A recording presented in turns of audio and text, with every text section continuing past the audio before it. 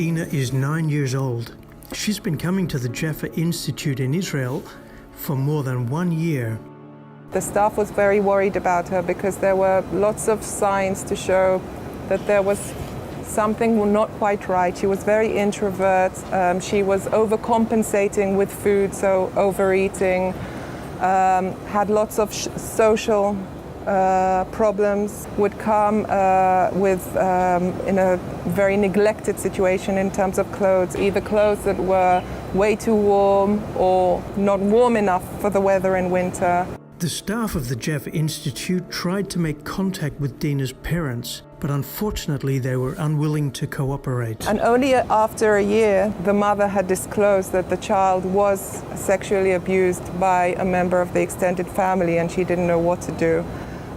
So obviously the social worker had intervened, the abuse was stopped, and this girl was provided with the necessary skills to improve all the areas, so educationally, socially, and emotionally. Sadly, this is not an isolated story. For almost 40 years, the Jaffa Institute has been helping children in Israel like Dina who are living on the fringe of society. 90% of this country is doing very well, but there are 10%, 800,000 people who don't succeed in this country, and they need extra help.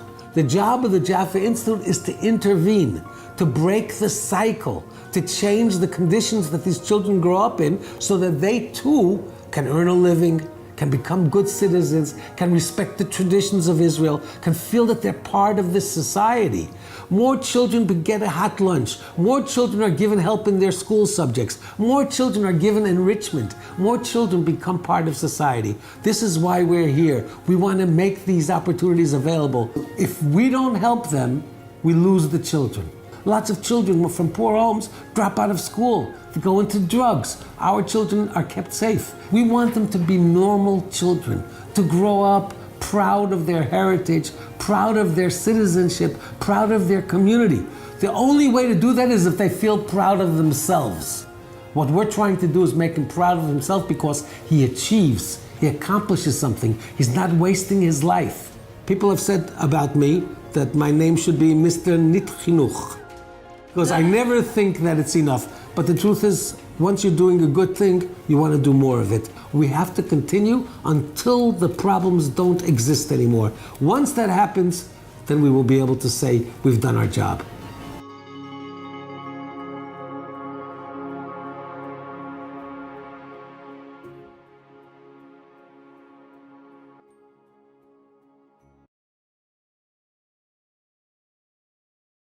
Ladies and gentlemen, I'm delighted to have this opportunity to speak to you once again and to express my sincere gratitude to you for allowing the Jaffa Institute to make a presentation.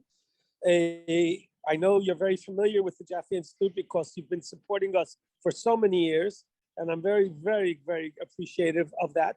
These past few years have been extremely difficult because of the COVID.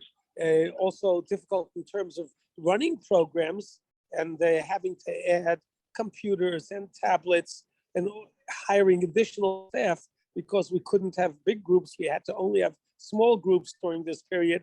It's been a tough time. And now it's especially tough because we've also introduced a number of new immigrants into our program that have come from the Ukraine and are living now in the Jaffa area. And we've taken them in free of charge so that they could have an opportunity. But all that having been said is very, very important. But most important are the programs that for the last 30, 40 years, some of them actually from the Jaffa Institute have been going on and are continuing to serve over 4,000 children.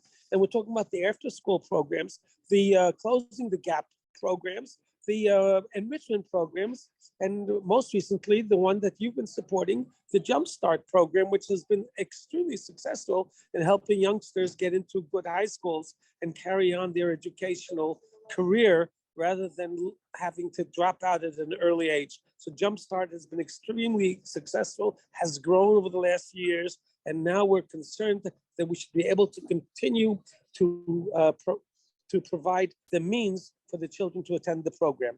I'm extremely grateful to all of you at the Belzai Square Synagogue that have taken this project and brought it close to your house, to your homes, and made it part of your own lives so that the children of Jaffa are really a part of your family. Thank you so much on their behalf. I appreciate everything that you're doing, and I know that all of the children in our charge feel the same way. Thank you so much.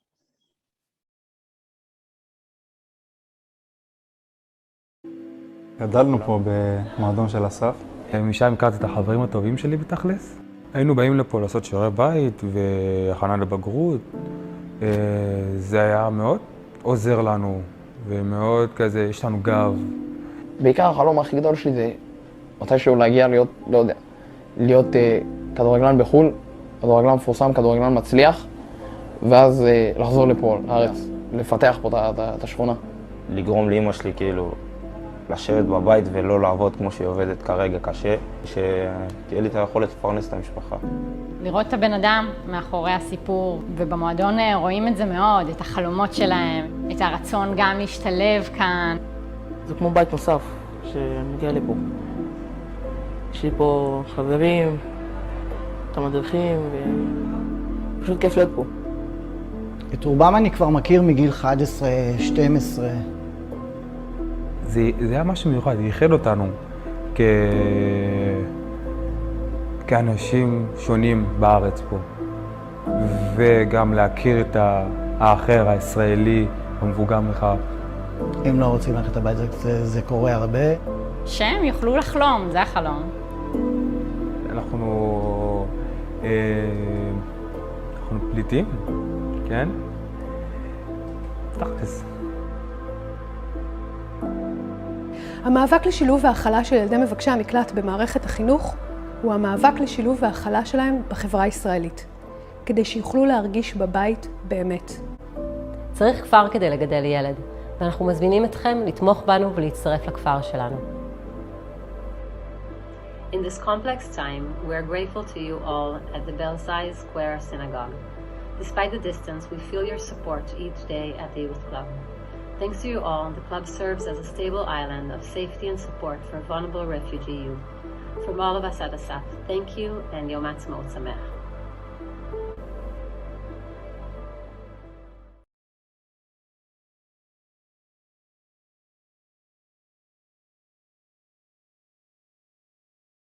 Shalom to our dear friends from the Belzai Square community. My name is Racheli, and this is Yamin Ward. You've been friends of Yamin Ward for a long time, and there are so many ways that we can share what our teens are going through here, thanks to your support. This time, we chose to show you the hike. 4 days of a hike, 100 kilometers that our kids walk from the north, the Sea of Galilee, to Yamin Ward, from sea to sea. It's an amazing bonding experience for our seniors. Our population of teens coming from challenging backgrounds, from a state of mind of survival, of what's going to happen tomorrow, overwhelmed with so many things in life, they come here, and in the 4 years that they are here, we instill in them the message that they can be great, that they can be the best, and that they are the future of this country. 4 days, 100 kilometers. In this hike, they get to learn about themselves and who they are in a non-academic way. It is an opportunity to get to know what hiking is. Many of our kids not even done a family hike, either in Israel or where they came from, Ethiopia, the former Soviet Union, or France. Many of them don't have the culture of taking time to travel the country. So here, they learn that this country is theirs, and that they have the time to see how they are connected to this country.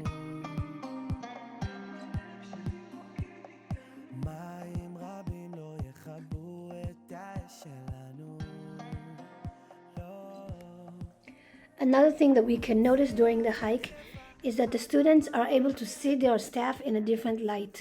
Their counselors, who usually wake them up in the morning, this time they are the ones who help them when they fall. And this time, the students also help the staff when they fall. The teens are able to see their counselors and teachers in a different light while on this trip.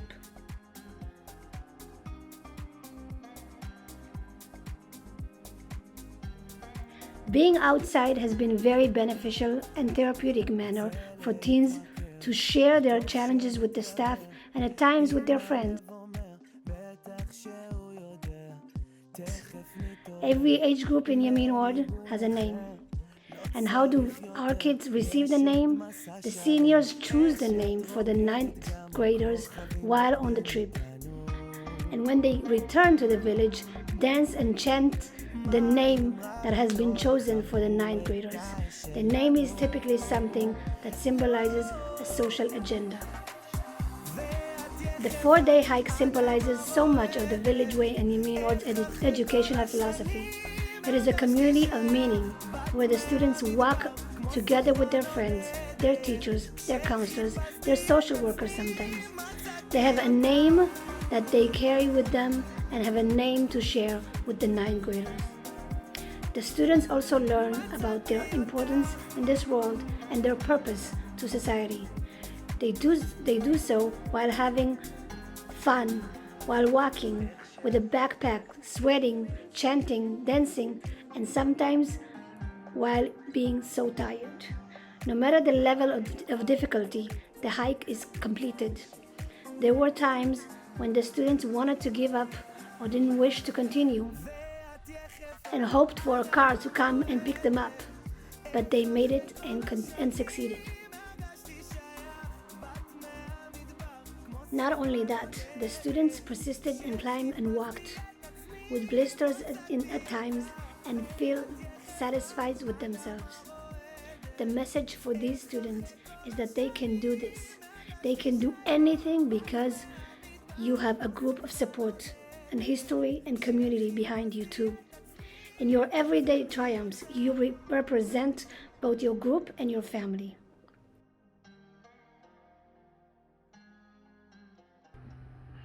Thank you, Belsize, for making this happen. Thank you for helping us improve. This year, we used camelbacks instead of bottles of water, which was better for environment. We welcome you to send volunteers to help us prepare for the hike if it's something that is possible to do for you, and we would be happy if there would be a scholarship that we can use to help to make that happen. Thank you so much for everything that you do, and we hope to see you all here, visit us, and see some of our seniors during the hike. Bye.